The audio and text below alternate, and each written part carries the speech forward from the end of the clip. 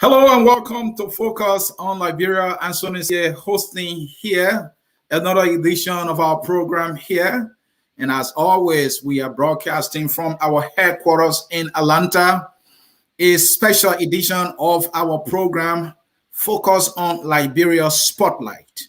Focus on Liberia Spotlight is a program we do use here to throw the spotlight on one of our own, somebody from Liberia in the Liberian community doing something extraordinary.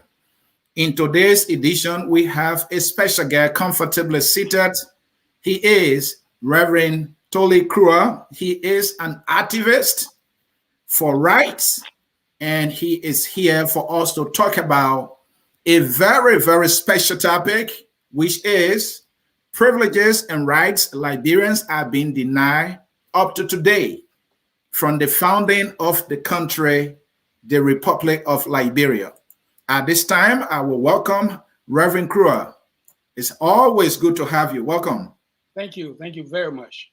All right, folks, there you have it. He is our guest, Reverend Krua. A little bit about him. He is a minister of the gospel. He is also the founder of the Universal Human Rights International. And also, like I said earlier, he is an activist. He has been advocating for the rights of Liberians, for the rights of refugees and immigrants in the United States. And when it comes to the rights of Liberians, there is something he said that has formed the basis of this conversation. And let me bring that to you, and then we will get started here. And this is what he said. All persons born in Liberia are entitled to all privileges enjoyed by citizens of the United States without visa requirements. He went on to say, Liberian and American laws stay in force, meaning the current laws of Liberia and the United States that are still in force guarantee Liberians these privileges that they should be enjoying, that Americans also do enjoy. Reverend Krua, let's get started. I wanted to start with something that will pique the interest of our listener. You are a servant of Jesus. I always refer to Jesus as Comrade Jesus. I see him just like any other citizen. So talk to me. Who was Jesus Christ as a citizen? Jesus of Nazareth actually was born in Bethlehem during the rule of King Herod. Okay. And he grew up in the village of Nazareth. Nazareth was considered a place where nothing good can come out of this place. It was rejected. It was ridiculed. It was considered to be nothing. Yet out of Nazareth came Jesus of Nazareth, who became the savior of the world through sacrifice. He gave his life a ransom for the sins of everyone in this world, both at that time and even now. So he was a carpenter. He was a carpenter. He was just an ordinary person, but he was God in the flesh because he came in human form to live among people. And he healed the sick, he raised the dead, he caused the blind to see. When people were hungry, he gave them food. That's Jesus. All right. Well, that Jesus you're talking about is the godly Jesus. I was asking you about the citizen Jesus, the citizen of Nazareth. But let's move forward here. Will you consider Jesus Christ as an activist during his time on earth? I would say yes. And I give an example. When people wanted to talk about taxes, for example, they asked for the coin. They gave unto Caesar that which is Caesar's, give unto God that which is God. So he was a good citizen that believed people should pay taxes, for example, and even civic duties. So he was a person who was an activist, was a person who promoted civic responsibility, etc. All right. So I know that you are a reverend and you are also an activist. Is it that you are following those examples left behind by Jesus Christ and absolutely and not looking at godly activities as not just praying and being holy, but also trying to fight for the rights of people? Is that why you're on here? Yes. So what has happened in the past is that the gospel in Africa, or most of the churches in Africa, were founded by people, missionaries from European nations and missionaries from the United States. Right. In a situation where the gospel that was taken to Liberia is flawed. For example, a lot of the missionaries that came during the colonial era to Africa didn't want to challenge the injustices of their governments, of England, that colonized the whole world, of the United States that colonized Liberia, for example. And so they presented a gospel that was watered down to accommodate Caesar, which is the government of the day, and elevate the suffering of people to the point where they had nothing to do with people who were suffering, people who have been unfairly treated, etc. People who were hungry. And so today, if you go to Liberia, and you tell people about refugees in the United States are suffering right now, over 6,000 refugees in Liberia. Liberian refugees in the United States don't have papers to work. We have an impending deadly winter that's coming. People in Liberia, in Christian churches, don't think it's their responsibilities at all. People in this country who started these churches in Liberia also, because it was started under this colonial thing that they believe God and country, serving God and country, where God equals country and country equals God. People in this country have completely ignored the suffering of people in this country. Now, if you fast forward to the Judgment Day, your church attendance is not one of the items that's going to be on the agenda. Your seminary degrees will not be on the agenda. Your numerous prayers will not be on the agenda. But something will be on the agenda. That is Matthew chapter 25, verse 35. It says, I was hungry and you fed me. I was naked and you clothed me. So people who are reaching out for homeless people who are reaching out for refugees, their deeds will count on the day of judgment. And that's the real Christianity. That is the real Christianity. And that is why, though our guest, Reverend Krua, is a man of God, he has taken up another task to be an activist, to advocate and seek that the rights of refugees, immigrants in the United States, the rights of Liberians, according to him, that have been denied for centuries after century, that those rights are restored. Let's get to it. Again, we will remind you, Reverend Krua is saying to us that all Liberians born in Liberia are entitled to privileges enjoyed by citizens of the United States without visa restriction. He said Liberians should not be denied visa. There should be no requirements to issue Liberian visa. And in fact, he's saying the visa given to Liberians should be free. But over the time, we have paid millions of dollars. And he's saying that is wrong and that needs to change. Why? According to him, Liberian and American laws enforced today provide those privileges for Liberians. One of the reasons he's saying there is the Constitution of 1824. So, Reverend, let's come to that first aspect. What is in the Constitution of 1824 that was the basis for this argument that you are making? So now we're talking about 1824 Constitution. We have to understand, number one, the name Liberia didn't come from Black people. It didn't come from us. Okay. Number two, the country Liberia, or even the colony Liberia, was not established by Black people. It was established by the United States of America with an act of the United States Congress. So when we're talking about the rights of Liberians, it's first grounded in the Declaration of Independence of the United States that was signed between July and August of 1776. It's also grounded in the racist law of 1790. And March 3, 1819, Congress passed a law. And that law is also is still enforced. That law also forms part of why Liberians are entitled. Now, fast forward to July 1824, that Constitution of Liberia, the very first Constitution of Liberia, Article 1 says all persons born in Liberia are entitled to all privileges enjoyed by citizens of the United States. It was not written by Black people. It was not written by free slaves or whatever. It was written by the United States of America. High-ranking government officials in the United States of America wrote that Constitution. And so from the side of the American law, these people in Liberia are entitled to all privileges enjoyed by Americans. But Reverend Krua, the period you're talking about is why you rightfully refer to as the colonial period. That was when Liberia was more like a colony of the United States, talking about the American colonization society. These people came to the land called Liberia. You know, there were land acquired here and there. We don't want to go into that. But then they decided to put this colony together at first. They were referring to it as a country, but we know it was a colony.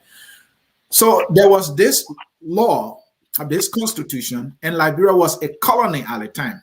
Now, but fast forward, in 1847, Liberia was declared a republic, and there was a new constitution. Are you saying that in the 1847 Constitution, this particular article in the original Constitution of 1822 was maintained to have given Liberians these rights? So I first would say that the colony Liberia continues today. I'm going to say that. I know some people would disagree with me. The colony of Liberia continues today. However, if we were to take the argument, for argument's sake, that after 1824, there was a new constitution, which there was in 1847, then question is, after Liberia declares independence in 1847 and wrote a new constitution, does that abrogate or nullify the Constitution of 1824? Some may say yes, but I say no. And I'm going to read it right now for you, because what we are talking about is not a question of, what we're talking about is not a question of people assuming things. It's the question of law. So I'm going to read for you the provision. Yeah, why you find it, and because I would think that, because Liberia adopted a new constitution in 1847, the Constitution of 1824 was no longer in existence. So let me read that right now. I got it right here. Okay. Article V, miscellaneous provision. This is the 1847 Constitution of the Court Republic of Liberia. The First Republic. Go ahead. Yeah. Article V, miscellaneous provision. Article 1. All laws now in force in the Commonwealth of Liberia and not repugnant to the Constitutor shall be enforced as the laws of the Republic of Liberia until they shall be repealed by the legislature. So in 1847, the 1847 Constitution is saying that all of the laws of the Commonwealth of Liberia, the colonial period we're talking about, will remain in force until it's repealed by the legislature. Did the legislature of Liberia repeal that particular aspect? They did not. Reverend Krua, the country adopted a new constitution. Don't you see that as a form of repealing that particular 1824 constitution? Okay, let me read the Constitution of Liberia, 1847. This is the 1847 Constitution. What I'm reading is part of the 1847 Constitution. Okay. And it reads, it's Article V of the 1847 Constitution. Article V of the 1847 Constitution is saying to me and to you, written on paper, not by me, but by the 1847 Constitution, all laws in force in the Commonwealth of Liberia and not repugnant to this constitution shall be enforced as the laws of the Republic of Liberia until they shall be repealed by the legislature. In other words, but don't you think you were referring to the 1847 Constitution that was the only constitution they had? That was the only constitution. That was the only law they had. Yeah. So why are you assuming that they were referring to the 1824 Constitution? Because that's what I think you're doing here. What I'm saying is that when the 1847 Constitution was written, it was written as the 1847 Constitution of the entity called Liberia. The 1824 Constitution was the Constitution of the entity called Liberia. It's the same Liberia, first Constitution. Now fast forward, second Constitution. And this second Constitution should have said or could have said everything that happened during the colonial period is null and void. They did not say that. They said it is still enforced. So, then may I ask the question, Reverend Krua, in the Constitution of 1824, yes, when Liberia was then a colony, yes, it said all persons born in Liberia are entitled to all privileges enjoyed by citizens of the United States. Yeah, for a reason. Now, let's fast forward to the 1847 Constitution. Yes. Did the 1847 Constitution maintain this particular article, which is Article 1 of the 1824 Constitution? They maintain that. Yes, because the 1847 Constitution did not recognize indigenous people in Liberia as citizens of Liberia. Liberia was a creation of the United States of America for the United States of America domestic and foreign policy agenda and for Americans who had a darker color of skin. On March 26, 1790, after the Constitution of the United States said all men are created equal, on March 26, 1790, Congress passed the first racist law, or the first apartheid law in human history, when they said now only white people could become citizens of the United States. And because of that law that said only white people could become citizens of the United States, they started to make another law to remove all citizens of the United States, Americans who were not white. Liberia was created by an act of the United States Congress on March 3, 1819, with 3 provisions. Number 1, it allocated $100,000 for the settlement of the colony. Number 2, it authorized the United States Navy to implement colonization. Number 3, it provided logistics for the creation of a colony of Americans. And so, if you read on the deed of the land that was purchased, it said for Americans. If you read the March 3, 1819 Act of the United States Congress, it says that the people, free men of color, were not forced to go to Liberia. They could voluntarily go to Liberia, and when they go to Liberia, they can come back anytime. So this place, Liberia, was a creation of the United States government to implement a racist law that was passed on March 26, 1790. May I hold you there, Reverend Krua? May I hold you there? So here's the thing. The situation that you just explained, similar thing was done by the British. Similar thing was done by the French. Where? Now, the British, they had colonies in Africa. Is that not true?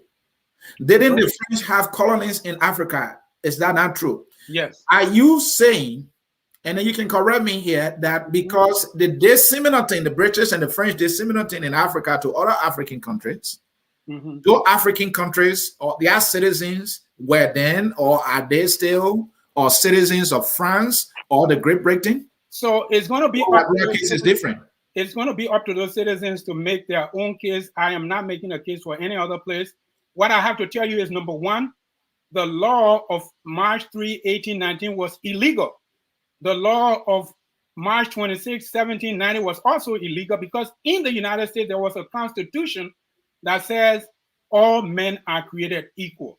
And so when you say all men are created equal, and then you come back and say only white people can be citizens by law, Congress was violating, it was actually a crime against humanity by the United States Congress.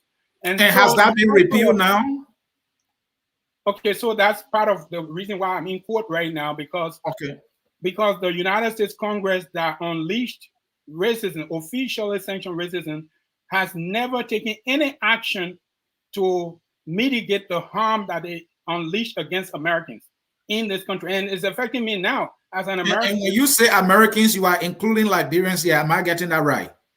When I'm saying American, yes, I'm including Liberians, yes. Because it was the United States government that said that it was the United States government that created Liberia. It was the United States government that created Liberia for Americans. And it was when in 1847, when they had this new constitution and declaration of a republic, it was not even a republic, because a republic is a state that is governed by the people. But when you create a republic only for Americans, and all of the indigenous people who were in the majority could not participate in Liberia until 1951.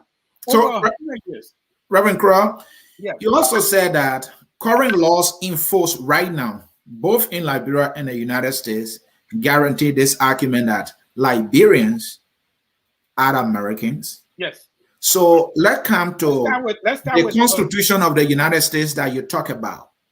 So that clearly stated, according to you, that people in Liberia are American citizens. Has that portion of the U.S. Constitution or law not been repealed as we speak? No, not at all. In fact, like I said, I'm in court right now. I filed a lawsuit in court right now to make sure that this Congress in 2021, comprising of descendants of slaves, comprising descendants of refugees, comprising descendants of prisoners, they are politically incapable of taking an action that's going to remedy and mitigate the racist action of 1790. They have not done it at all. And I'm seeking a court action to make sure that that is done. That's the first thing. Second thing is, where in the Constitution or where in American laws does it say that Liberians are entitled to American citizenship or American privileges? March 3, 1819, Congress passed a law. And that law was the law that enforced colonization. It was a colonization law.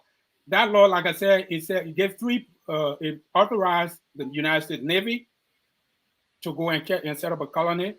And I have letters that he actually gave to Robert Stockton from Boston to go and create a colony. He went and put a gun on the man's head. We have that letter from the United States Navy, for example. But more importantly, after the Congress passed that act of Congress, that law, the Attorney General of the United States, Honorable William Raitt, wrote opinion number 229 about how this law was going to be enforced.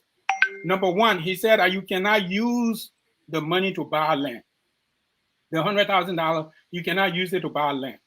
You cannot use this money to transport people from America to Liberia. He listed all these things that they could not do. So if you did those things, it would be illegal. They still went ahead and they did it because all of the top officials of government of the United States were all slave holders. They all owned slaves. James Monroe owned slaves. He didn't free one slave. Bourgeois Washington owned 100 slaves. He didn't free a single slave. All of these people today, that is why in Liberia today, you don't see one monument. There's not one monument in an African nation that supposedly was set up by free slaves, which is not even true. Not one monument, not one city named after an abolitionist, somebody who fought and died to dismantle the institution of slavery. Not one of them. But what do we see? Monrovia, the capital city, is named in honor of a guy who enslaved people, who never set free his people. In fact, after the place was named Monrovia, two of his slaves, George and Phoebe, ran away from him. He put an ad in the newspaper to arrest. But Reverend Krua, given what you're saying, these guys, these slave masters, were the one calling the shots, from what I'm understanding from you. And they have established a colony, from what I'm understanding from you. Yes. They were not doing it in good faith to have allowed these Black people to actually become citizens of the United States of America. Because according to you, then they created another law forbidding Black people to become citizens of the United States. But you said also correctly that that was in violation of a clause in the U.S. Constitution that said all men are created equal. Yes. But they did that in any way during the colonial period. Liberia was just a colony. Fast forward the Constitution of 1847 that declared Liberia a republic. And then the Second Republic in 1980, then we have, after the coup, the 1986 Constitution. In that 1986 Constitution, if you read Article 1, it's completely and significantly different from Article 1 of the 1824, we say that Liberians are Americans and they can enjoy all right. So on what basis? Because we should be using the Constitution of Liberia as a sovereign nation to decide who is a citizen. All right. So before because I'm going to read, I'm just how I read in the 1847 Constitution that everything that was done before those provisions were still valid. I'm going to read the 1986 Constitution and show you that everything is still valid. Because what I'm saying is that according to the Liberian laws today, Liberians are still entitled to all rights and privileges of America, not just the 1847, not just the 1824, not just the American laws, but the Liberian laws. So let me read that for you. And this is the 1986 Constitution. 1986 Constitution. The Constitution of the Republic of Liberia came into force on the 26th day of July 1847. I'm reading from the 1986 Constitution now. Which article are you reading? 95. Okay. Article 95 of the 1986 Constitution, I read.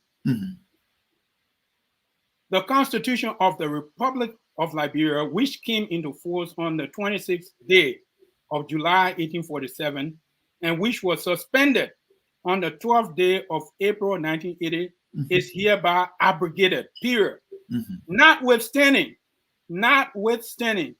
this abrogation, however, any enactment or rule of law in existence immediately before the coming into force of this Constitution, whether derived from the abrogated Constitution or from any other source, shall, insofar as it is not inconsistent with any provision of this Constitution, continue in force as if enacted, issue, or made under the authority of this Constitution. In other words, the Constitution of 1847 is no longer existing. It's been abrogated. However, all of the provisions that were in there as law are still enforced, unless, again, and that also applies to the Constitution of 1847. Yes. So they had the right. And they could have in 1847 said,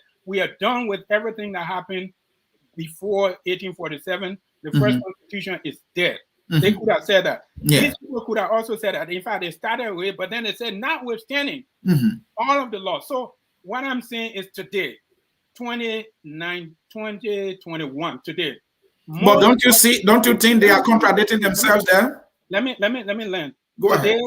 2021, most of the top officials of government of the Republic of Liberia hold American citizenship and or American green card today.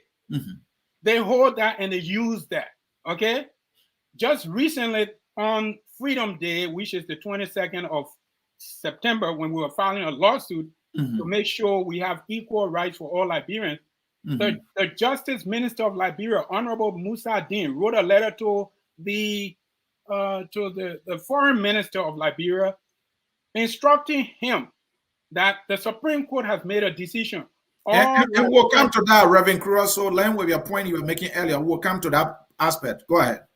So what I'm saying is that the people in Liberia, these constitutions I'm citing, had the right and they had the time. They could have gone to say we nullify whatever was written over there. They did not. People enjoy those privileges after 1847. For example, in Boston, there's a celebrated Liberian, the first Black scientist called Solomon Carter Fuller. He came to this country in 1872 after the 1847 Constitution. He went to school here. He became one of the first researchers on Alzheimer's disease. And there in Boston, they have a big center, Dr. Solomon Carter Fuller Center. Another person, another Liberian, Samuel Morris, he came in around 1880. So people have benefited from this for so long.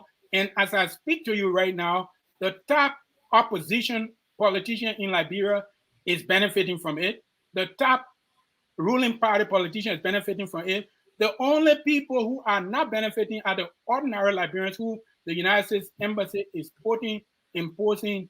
But Mr. Krua, talking about these politicians benefiting from it, you well know these individuals you're talking about, they came to the United States.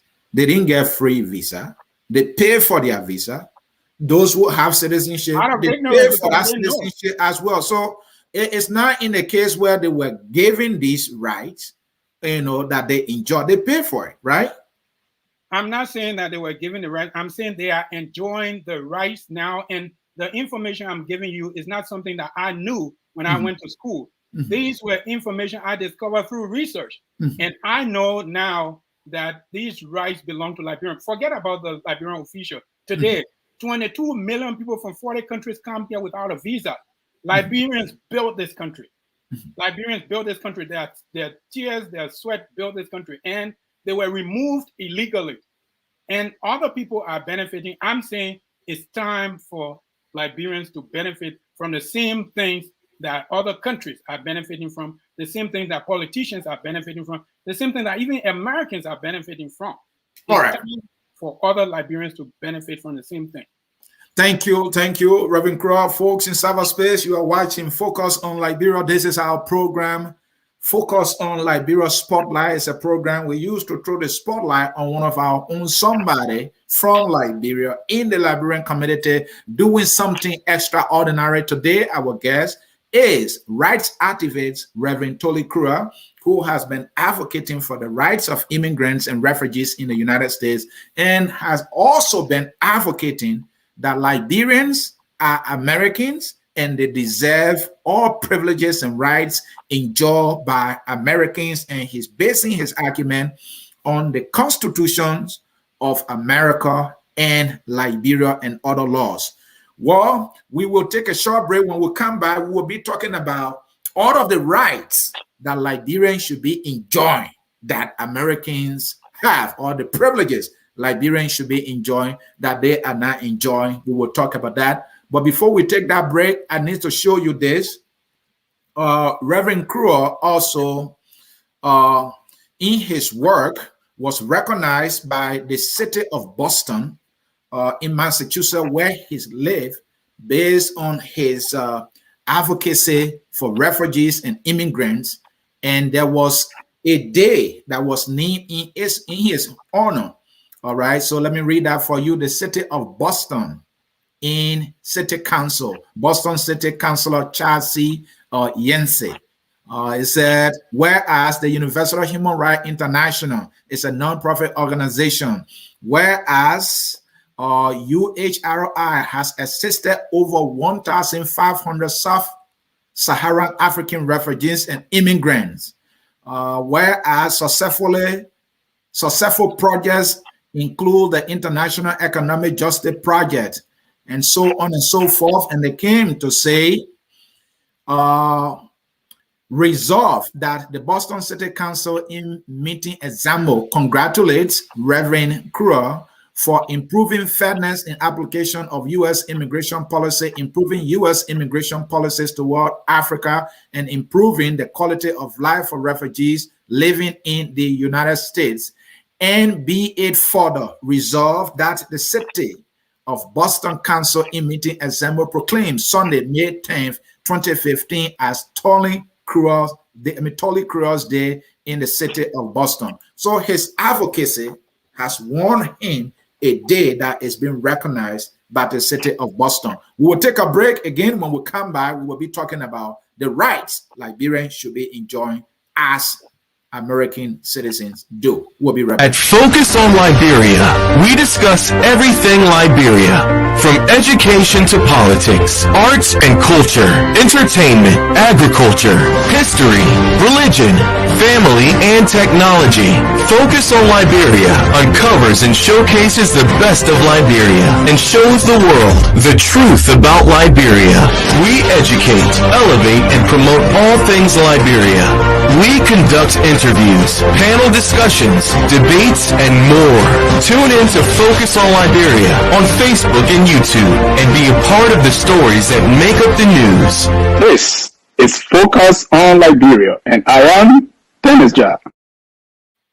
I am answering here on Focus on Liberia Spotlight. Our guest, Reverend Torli Krua, he is an activist for rights. Reverend Krua, let me come back to you. Sometime in 2010, you filed a lawsuit against the U.S. government in your effort to ensuring that Liberians and other immigrants enjoy the rights that, in your opinion, based on the laws of the U.S. and Liberia, are entitled to. You filed that lawsuit.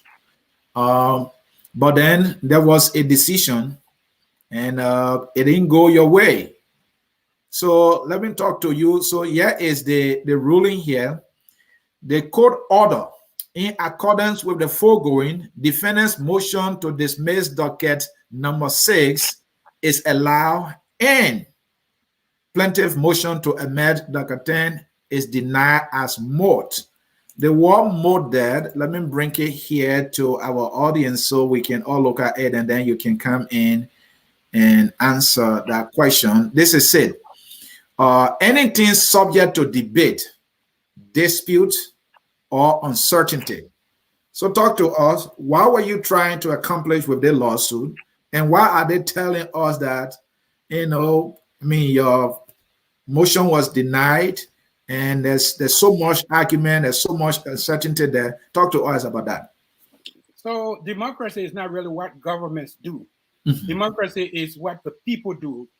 Okay. The government of the people, by the people, and for the people. What I was trying to do there was, in 2010, was that the United States government had sent the Navy to Liberia during the Civil War in 1990, and several times to evacuate American citizens. In 2002, during the escalation of the violence by the Law rebels' attack on Monrovia, they sent Marines, U.S. servicemen, put their lives in harm's way to go and evacuate American citizens. Those citizens were young children, Black children with Black mothers who were Liberians, and they brought them to the United States to safety. Upon arrival, they were supposed to give these people access to humanitarian assistance. They were supposed to give them shelter and everything else. The United States government failed its obligation. It was their obligation. They didn't do those things at all. And so I, as a citizen, as a human being living in Boston, took the matter up to the members of Congress. And I was able to get up to 50 members of Congress to sign on a letter to the government asking them to give Liberians equal protection. Those recent Liberians that came with American children should be given permits to work. Because if you come in to protect a 3-year-old and you cannot work, you don't have a driver license, they are putting that 3-year-old American citizen's life in danger. That's what the United States government did. And with the letters from Congress, the Bush administration refused. And then it was the Obama administration's turn. They also refused for absolutely no justifiable reasons. And so I decided it's time to take these guys to court. They are public servants. They get a salary to protect Americans. They are not doing it because these people are Black people. They overlook them. So I filed a lawsuit along with some other people who were party to the lawsuit. But unfortunately, in Liberia, Liberians just think that they can sit down, cross their legs, and somebody else will do the work for them. Those mothers decided at the very last minute they're going to remove their names from the lawsuit because they're scared. The people would send us back to Liberia. They didn't need to be afraid. These are people every Sunday they go to church, jumping up and down, praying to God, saying hallelujah. They are not afraid of God, or they are not afraid. They think they are afraid of God, but they are not afraid of men. And so I told them we have to go. They said, no, we're sorry. We wanted to go, but now we changed our mind. And so the lawsuit now rested on I alone to go. As a pastor, I found it my responsibility that when somebody's life is in danger, I need to report to the government. And since the government has taken no action, I have to take the case to court. And so I filed the case in court. And at this particular junction, what I wanted to do was, Obama was considered a saint. Obama was considered a Black guy. And Obama, completely decided to put the lives of these children at risk. And I decided, well, what we're going to do is I'm going to amend this lawsuit and put his name on it. Obama is going to be, because we had George Bush's name, George Bush was no longer in power. Mm-hmm. But unfortunately for me, that amendment was denied. They denied the amendment because of some reasons. Number one, I didn't have standing. One of the strongest points against me was I was not in danger in any way. And those people who were in danger, they're nowhere to be found in the lawsuit. And so that was one of the reasons why that particular lawsuit went against me. But the record is there. Mr. Obama, wherever you are, it's a black mark on your head, because when you were president, they cannot even tell me they don't know about it. If you deploy Marines overseas to bring people, you don't know about that. You should know. And it's their responsibility. All right. Reverend, let's come to the crumbs of the discussion. In your statement, you said Liberian citizens are like Americans based on the laws, and that they should not be paying money for visas, and Liberians should be entitled to free visas. And that the fact that Liberians have paid for visa in millions of dollars, you want that money to be given back to the country. No, to the people who paid the money. To the people who paid the money. Uh-huh. And he also went further by saying that Liberians or Liberia should be refunded with billions of dollars. Why? How is that going to happen? Okay, so let's start with the Liberia first. Yes. Billions of dollars to rebuild the place because colonization in Liberia was illegal. Mm-hmm. The colonization of Liberia was illegal. You know, you can do something that is right and do it legally. Mm-hmm. Most of the cases in court, when they tell you the case is going this way or the other way, it's not because it's right or wrong, but it's not in accordance with the law. In the case of the colonization of Liberia, it was not even done legally, it was done illegally. And that's one of the reasons why the illegal colonization of Liberia needs to get to the point where damages are paid.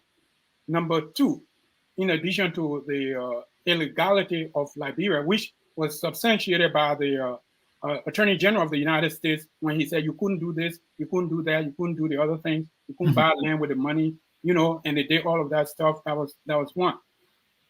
The second reason is that it's sort of like the colonization of Liberia, it being, aside from it being illegal, it actually was against the principles of the Constitution of the United States, which said all men are created equal. Now, if you say all men are created equal today and then come back tomorrow to say only the white people will be free to live here, you are initiating harm. That's what the United States Congress did. They initiated harm. And the harm that went to Liberia, a lot of people died. I mean, they were sending people there, the people were dying, they were still sending people there. And besides that, what they unleashed against the indigenous population in Liberia is totally horrific. For example, I'm a Dan person. And in Liberia, they call us Gio. Gio means to torture. And why did they call Dan people Gio in Liberia? Because when this colony went there by the force of the United States military, they started to shoot their way through in the country. People were tortured. And the accounts are there. It's written. If you read in the Indiana, University of Indiana archives, you're going to find out people were tortured. And who was doing this? The United States government was responsible. Because in a case where you occupy a place by force of arm, you, the occupying power, are responsible for the security of the human beings that live in that place. So United States owe all Liberians a duty of care and a duty of protection because they were the occupying force. That is why today, the Republic of Liberia and all of the corruption that we see in Liberia cannot be mitigated by just saying, okay, let's elect a new leader. The whole system is corrupt by design. It's like you sow bitter ball seed. It's going to germinate, grow, and bring forth bitter balls today, tomorrow, and for all time. If you want a different seed, if you want a different fruit, you got to sow a different seed. And so in Liberia, what we need, number one, is a sovereign national conference that is going to start from scratch, a rebirth of our country, to establish a new constitution that will be by the people, not by the politicians. And under the terms of the new constitution, it's going to be we're going to choose an African name for an African nation, not a name selected by the slave master. We will have African values, etc. And we'll have a new constitution by the people that guarantees security, justice, and equal opportunities for all. And the United States government has to pay for the damages of what it has done in Liberia in terms of an illegal colonization. And as we speak, in your advocacy for Liberians to enjoy the rights and privileges Americans enjoy, because according to you, Liberia is a colony of America even till date, you know. You are filing this lawsuit and you are asking that U.S. court declassify some laws that forbid now Liberians, you know, of their rights. You are seeking millions in refund. How is that going to happen when the very America pretends as though it doesn't know, and also Liberian government I would say care less about all that you're saying. Apparently, they're not even in the know, or they don't even have interest, even if they are made to know, because it has to be the involvement or the agreement and acceptance of these two forms of governments to make this thing happen. How are we ever going to get to that point to make this happen, Reverend Krua? Okay, so the way things work is this. When I hear how is it going to happen, some people think it's impossible. Some people say this whole thing is impossible. How can Liberians be able to come here when people here don't want them, when they're racist, etc.? Well, this is what I have to say. When the angel, maybe we should say some people, not people yet. Maybe some people. Some people. But when the angel Gabriel came to Mary to say, you're going to have a child that's going to be the savior of the world, she said, how can this happen? I don't even have a man. You know, God is able. When Moses went to Egypt to free the Israelites from 400 years of slavery, they were crying to God, and God heard their cries, and God came to deliver them through the hands of Moses. And so what is happening is the suffering. Today we have racialistic killings in Liberia because the politicians, the salaries that politicians earn in Liberia is higher than salaries earned by American public servants. For example, Speaker Nancy Pelosi makes like $223,000 a year. Compare $223,000 a year for a superpower of the world with the budget of the Liberian Speaker of the House. Liberian Speaker of the House has a budget of over $1 million a year. Reverend Krua, I don't see how that is connected to ritualistic killing. When the price is so high, everybody wants to, I mean, it's so astronomically so high, people believe that they want to be Speaker of the House, and they want to be in politics. Most people in Liberia want to be politics because of the money they get, not because they're able to serve or they want to serve. And as this ratio of American public servants compared to an impoverished, aid-dependent African nation, all kinds of things happen. And racialistic killing is one. Corruption is two. People getting in power and start building houses is three. All of these things are happening in Liberia. And guess who doesn't know about it? American taxpayers. American taxpayers don't know, even though we have the embassy over there, the embassy does not disseminate that information to American taxpayers. The average salary of American workers that pay taxes in this country is $35,000 a year. Compare $35,000 a year that they have to pay taxes for to $15,000 a month for a Liberian lawmaker. It's just crazy. All right. But the reason is that once you have that sort of system going on over there and it continues to go on, how can we change it? We can change it through the courts. Racial segregation in this country was not changed by the legislature. It couldn't have been done, but court action changed. Brown versus Board of Education, 1954 decision ended racial segregation in the United States. And that's exactly the route we're taking right now, because the Liberian government is not interested, American government is not interested, but we are seeking court action, number one, to unveil and declassify a cable sent to Liberia, telling the embassy, deny all these Black people visa. I know for a fact that that cable exists. We want a court order to declassify that cable, because while they were denying Liberian people visa and the Liberians were dying over, the Liberians who are relatives in the States were dying over there, they opened the door for Lebanese, for Indians. The current head of President Biden's malaria initiative was born in Liberia. He was one of those who got a chance to be airlifted out of Liberia. What's about the Liberians who are relatives here? They couldn't make it. Some of them died. Thank you. So, and your statement there. And so the declassification of this cable is one of the things that's going to open the Pandora's box and ensure that all of the money they are collecting from these Liberian people and denying them visa is completely illegal. That document alone nullifies all of this, because they say the people are coming for an interview, when in fact they've already decided before time they're going to deny them visa, and they take their money and they read the document, deny them visa, and deny them visa. It's completely illegal and wrong. And you call that corruption too? Well, corruption in Liberia started in America. That's why we have to start everything from scratch. we need to have the rebirth of the country. That's All going right. to be African nation with African values, African symbols, and not a colony that is named in honor of James Monroe or Bourgeois Washington, people who never freed slaves. And they lied to us and said these are heroes. No, they're not. Thank you, Reverend Krua. Again, you heard him there. He's not missing his words. Let's come to our final segment here. This whole issue about dual citizenship.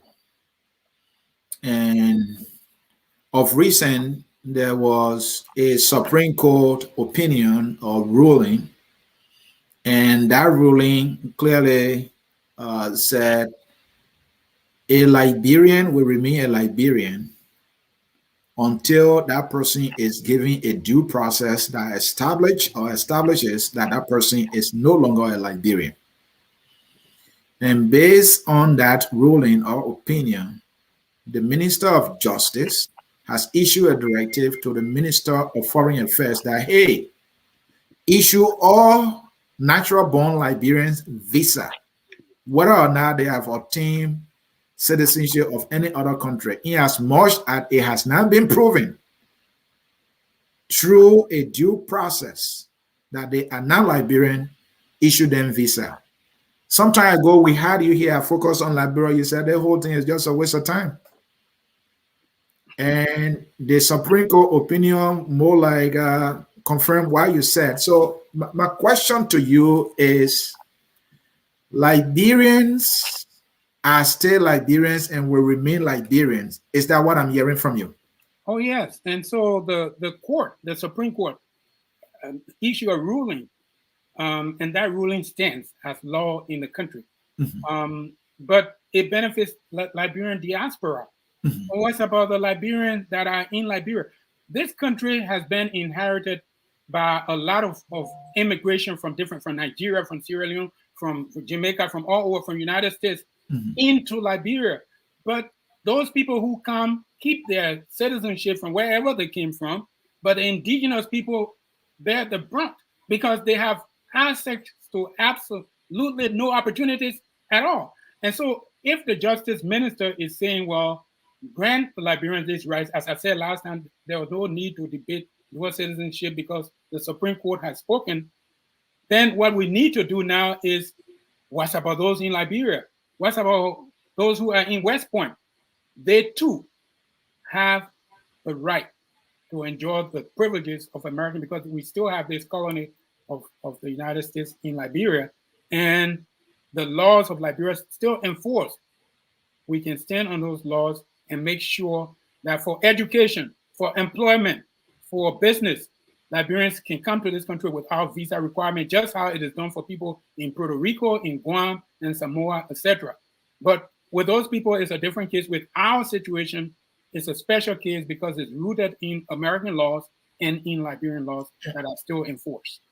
So, Reverend Krua, there are many diaspora Liberians who are of the argument that allowing Liberians to have dual citizenship or enjoy dual citizenship is not enough. And that we should also be given the opportunity while away from our country to participate in elections, that I can be in America here and vote. Americans do that. Those are foreign embassies, they vote there. Those are military bases outside the United States, they do that. Some Liberians are saying we should go further than that. And they are also saying we should be allotted even representation in the House of Senate and representative. Do you share similar argument? No, I do not share the idea that we should have diaspora representative in the House of Representatives at all. What I do share is people who are Liberians should be allowed to vote wherever they are, number one, and they should be allowed to run for office wherever they are, given the requirements. Today, ballot access in Liberia is completely out of the hands of citizens. What do I mean? When you have to put $10,000 in the election commission, when you have to put in $2,500 to register, I mean, those things make ballot access impossible for the poor person. In Boston, all you need is maybe 300 signatures of registered voters. In New Jersey, with 800 signatures of registered voters, you can even register for president. I mean, we cannot make everything to just be based on rich people. And you have these politicians make the law. I call for participatory democracy, where the citizens can also make law. It works in Switzerland. It works in 24 states in this country. It can also work in Liberia. Your servant is your servant. They should not be the master. A servant cannot be greater than the master, according to Jesus. So why is it that these lawmakers who make $15,000 a month in Liberia, when lawmakers in Rhode Island make $15,000 a year in a system where they have $10 billion and we don't even have $1 billion? You know, so people should vote, and people should also run for office once they are Liberian. That's what I believe. There are some people, I've heard this somewhere, that I think they said Puerto Rico has a representative in the U.S. Congress. Yes. Is that something that you think would be necessary for Liberia to have a representative in the U.S. Congress? And also, will you want Liberia to have a special budget line in the U.S. budget, given your argument that Liberia or Liberians are Americans and they should enjoy, because that is one of the rights, right? U.S. citizens enjoy budget lines within the U.S. budget, healthcare, and all those things. Will you make that argument as well? So the argument I would make is the first things first. Right now, there's a congressional committee that has been set up for reparation. Liberia is nowhere near that thing at all. And the people who are ruling Liberia don't even care about that, as long as they can fill their pockets. They really don't care, because what they want, they already have. Putting Liberia on that agenda is one of the things that needs to happen. And we're already working on getting our congressperson to make sure that the issue of Liberia is put on that agenda. That's the first thing. The question of representation, that whole entity is flawed. The whole thing was done in a fraudulent manner, illegally, racist, etc. We need a rebirth. We need to start from scratch. And that, I think, is better. It's better to start from scratch than to patch up a person. You know, you're a doctor, and the person comes, their brain is dead, their heart, all of their organs are malfunctioning, they got cancer. What are you going to do with this person? Brain dead, heart is in trouble, liver, everything else. You need rebirth. That's why Jesus said, except a person is born again, he cannot see or enter the kingdom of God. Because this body is flawed, and it cannot really make it to that other side. We need a rebirth of our country, new constitution designed by the people, not the politicians. And I think that's the better starting point. And the question of the payment of damages. When you have insurance and your car have accident, if you sit down, you're not going to get anything. You got to make a claim. And God willing, we are starting up a campaign right now in 2 weeks that is going to make sure we notify everyone in every village, every town, every city in Liberia about these privileges. And eventually, before the 1 year end of the campaign, we will go to Washington. We're going to go to the White House to make a formal claim with the United States government, because they control Liberia. The United States own Liberia. They bought the land. They own the title. They are the ones that we have to go to make sure we are starting from scratch, and that they pay damages for the atrocities of colonization that has been hidden for 200 years. The atrocities in Liberia was completely hidden from Americans. And right now, as I speak to you, the excessive salaries and benefits of Liberian politicians that is incentivized by American taxpayers is hidden from the typical American taxpayer. They don't know that. All right. All right, Reverend Krua, of recent, when President Joe Biden and Vice President Kamala Harris came to office, you wrote a lengthy letter bringing these same things that you continue to advocate for to their attention. First question, did you get a reply? You think there's going to be a game changer this time? Then the other thing is the Liberian Refugee Federal Act that was passed. Don't you think that went a little far to giving Liberians, some of the rights that you are advocating for, or will you say did not go far enough? Okay, I'll start with that. It did not go far enough. The Liberian Refugees Immigration Fairness Act was not fair at all, because in the United States, according to the laws of the United States 245I, all refugees are exempt from paying filing fee for green card. And here you discriminate against Liberian refugees for 30 years and impose a filing fee on them when the 100,000 Somalis that came here as refugees never paid a penny because they were refugees. The Liberian Refugee Fairness Act was not fair because it imposed a fee on people who have been cheated. Number one. Number two, the Liberian Refugee Fairness Act was a great bill. Thank God for the people who pushed it through.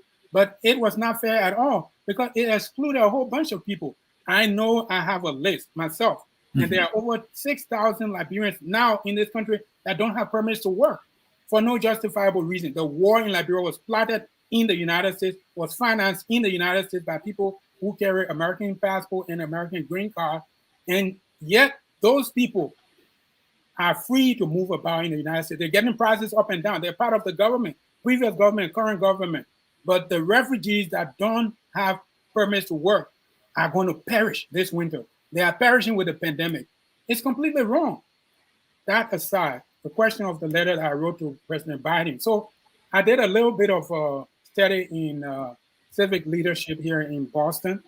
And the way it works is that when you write these letters to these politicians, they take it and just put it down. That's what they do.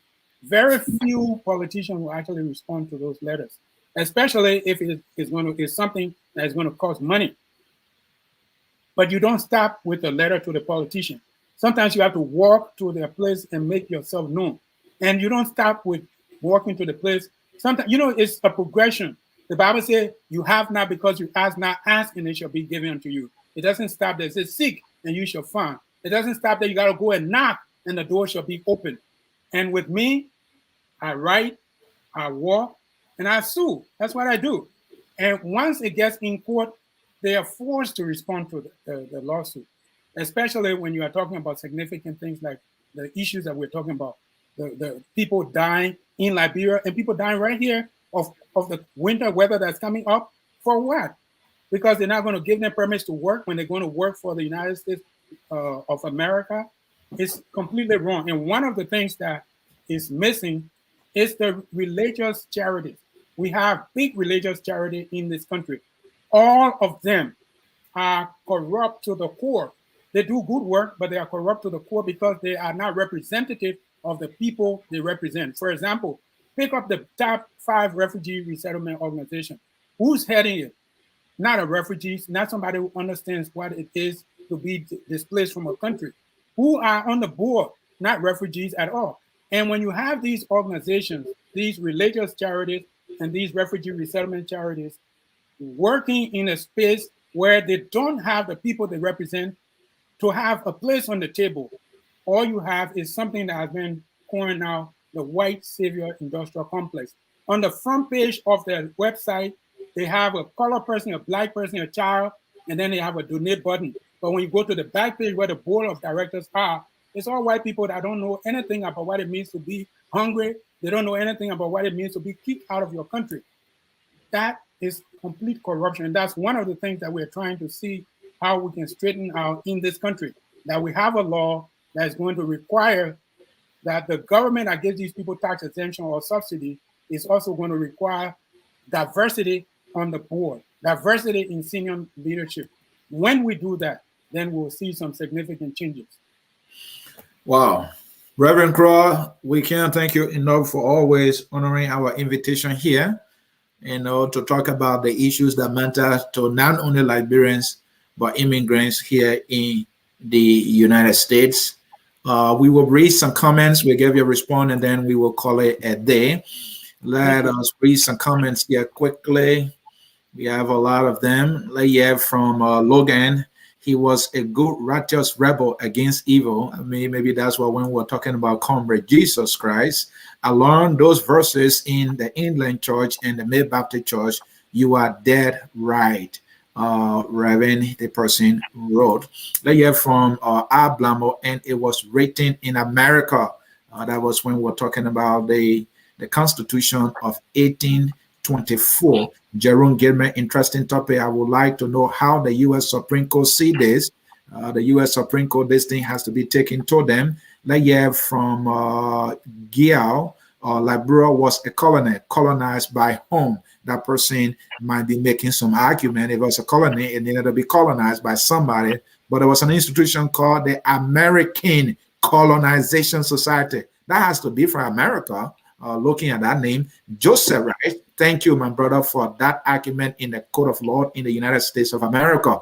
God Almighty will give you the strength to continue to fast against injustice meted against poor people of what is now Liberia. Let's hear from Harvard, Washington. Thank you very much, Reverend. I enjoy you.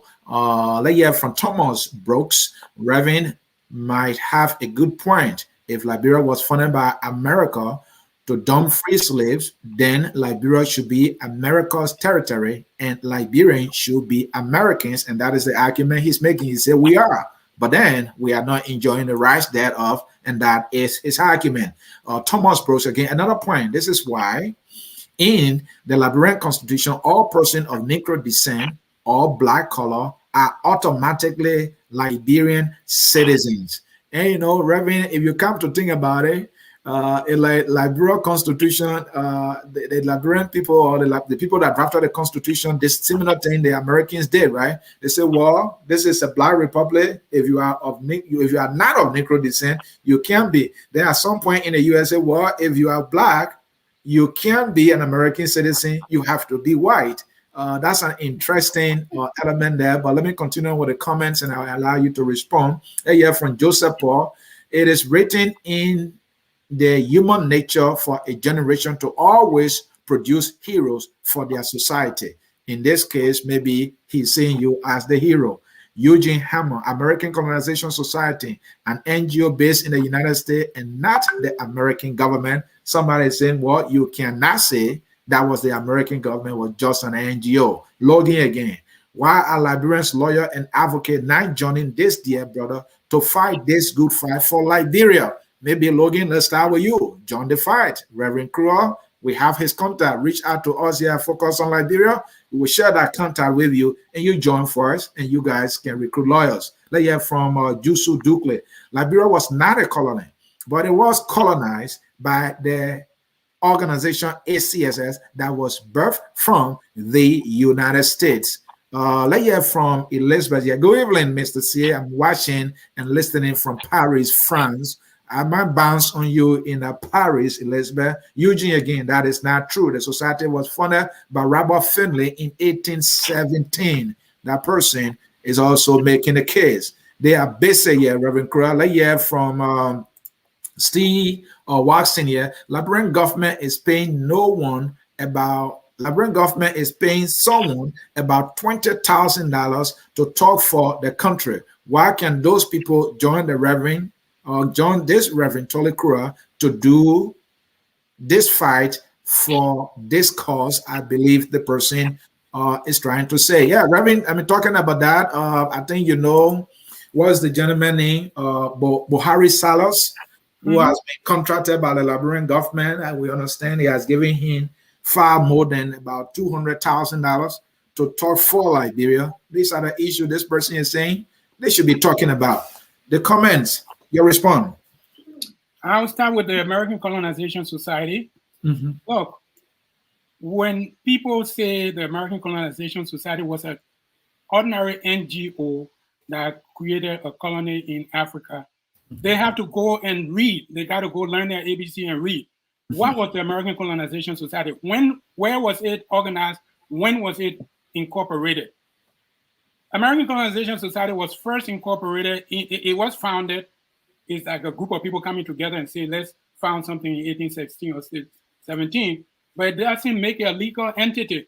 American Colonization Society was first incorporated in Maryland in 1831, almost a decade after the establishment of Liberia. So you cannot say American Colonization Society created Liberia when Liberia was created 10 years before they even got a charter as a non-profit organization. That's the first thing. The second thing about the American Colonization Society is that this organization didn't have money. When I say Liberia was colonized by the United States government, I want you to hear me clearly and go and read. On March 3, 1819, Congress passed a law that did three things. Number one, it appropriated $100,000 for colonization. It authorized the United States Navy to assist in creating this colony, and it provided logistics for the colonization, the setting up a colony, an American colony in Africa. That's the law by Congress. Congress had money, Congress had military might. Now, if somebody comes and tells me, oh no, it was not Congress, go and read that first. And besides reading that, what did the letter say from the Secretary of the Navy, giving to instructions to Robert Stockton to go to Africa? You got to read the letter. People need to read. Liberians don't like to read at all. Everything I'm talking about here is something that is available to everybody to be able to read. So American Colonization Society comprised not of one black person. If you want to set up a place for black people, shouldn't it make sense that black people will be part of that organization? All slave owners, bourgeois Washington owned slaves. All of the people owned slaves. And these people wanted to protect their property, which was slaves. That's the first thing I want to say about the falsehood that it was not the United States government, but the American Colonization Society. That's the first thing. Second thing is somebody said about $20,000 a month to somebody to talk for Liberia. Look, Liberia is not a republic because it was not started as a republic. That's why I talk about the bitter ball seed. When you sow bitter ball, you're going to reap bitter ball. The government of Liberia is not interested in the citizens of Liberia so far for them to put money into seeking the rights of citizens. All of this stuff I'm talking about, the Liberian government got so many researchers, they pay so many people. You would think that when the United States government is collecting millions of dollars from their citizens fraudulently, they will try to investigate. They're not interested in that because of the money they make. They make so much money from the job as a government official that they really don't care about the citizens. And so my thing is, if the people who you elect, your votes made them to be president, your votes made them to be Speaker of the House, to be member of the Representative. If all these people have not really cared about you, don't you think it's about time for you to care about yourself? That is why we have established a Free Liberia movement, for the people to stand up and fight for themselves in Liberia as well as here. We can work together, and we will be able to work together to look for the things that the politicians already have. The opposition politicians already have access to America. They can work in America. They can buy homes in America. Their children live in America. The ruling party, the same thing. We want ordinary Liberian citizens to come together for us to fight for you. We've done it for other people in the refugee sector. We want to do it for our own people in Liberia. And we cannot do, one person cannot do it. One organization cannot do it. We need to come together to fight for the rights of the people. And it is going to happen because we have truth on our side. The Bible says, you shall know the truth, and the truth shall set you free. So in the very beginning, we're not trying to convince God about the suffering of people in West Point. We're not trying to convince the Liberian government about the suffering of people in West Point. They know. God knows. But the people who have the power are the ordinary Liberian citizens. Those are the people I'm coming to now for us to come together to make sure that we can end the suffering and have people to have these opportunities that was designed for Liberians a long time ago. Until we get to the point where we have a rebirth of our country, these opportunities we're going to fight and make sure Liberians get it. Reverend, I want you to close with this. That is Fastman. Yeah. The Liberian freedom movement that you are also associated with, the last time we had you here, you were advocating that, look, if citizens can boycott the elections to make a point, they should do. How will such move benefit them in realizing the rights that they have been denied for so long? All right, so the agenda for the quality of life in Liberia where people live in West Point. When you go to West Point, it stinks. People live in squalid conditions in West Point, in Monrovia. The conditions that people are living in is beyond human comprehension. People in Rock Town, breaking rocks, young children, 3 years old, 4 years old, sitting out all day to break rocks. The conditions over there are squalid conditions, unfit for human habitation. When the ordinary Liberians decide what they're going to do is to sit down and listen for the politicians to set the agenda, for the politicians to set the platform, they are doomed. What I'm saying is they need your ears for their messages. Even the radio stations, even the businesses need your cash. The businesses need your ear. The radio stations need your ears and your eyes. The television stations. Now we are calling on the radio stations to allocate at least 1 hour every day to talk about opportunities for Liberians. And the Liberians can enforce that. Because if they don't want to do that for you, you shouldn't be listening to them. The TV stations in Liberia must allocate time to talk about these things. If they can't do that, then you really don't need to do it. The politicians, they are the ones who rely on your votes to become lawmakers. Without your votes, the warlords that are in the house now will never be, they will never be lawmakers. Even the president wouldn't even be president at all. If these people who have used your vote to ascend to power do not pay attention to what we are talking about, basic necessities for you, then what I'm saying is that you can take that vote, you can take your ears and your eyes and focus it somewhere, and they're going to listen to. I can prove it. A few days ago, a young man in Tapeta area found over $50,000 US and 100,000 Liberian dollar and delivered it to the owner. Once he did that, the news from the local station spread to other cities, to other counties. The president heard it, and the president did what? Invited this young man to come to Monrovia. He gave him money. He did all kinds of good things, which I commend the president for. What I'm talking about has been communicated to the president of Liberia 1 year ago by DHL. We have not heard from the president of Liberia.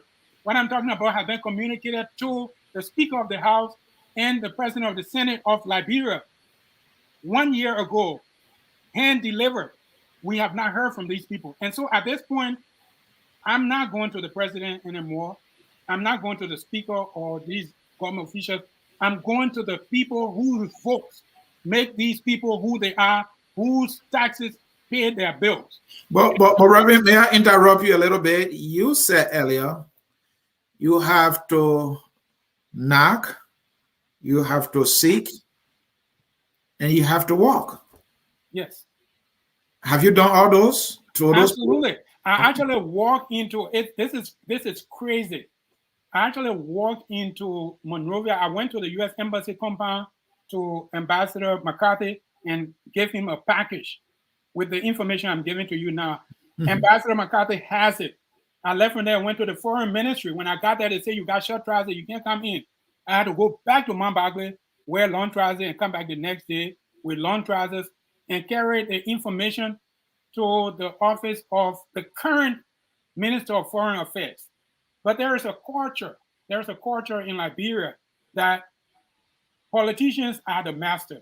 And so the people really don't. So I've gone through all of that, and that's why I'm going to court now. And aside from the court, that's why I'm going to the people. Because the people, if we organize the people, which I learned a little bit about organizing, we can organize these people. And in 1 year, all of them will be aware of the truth.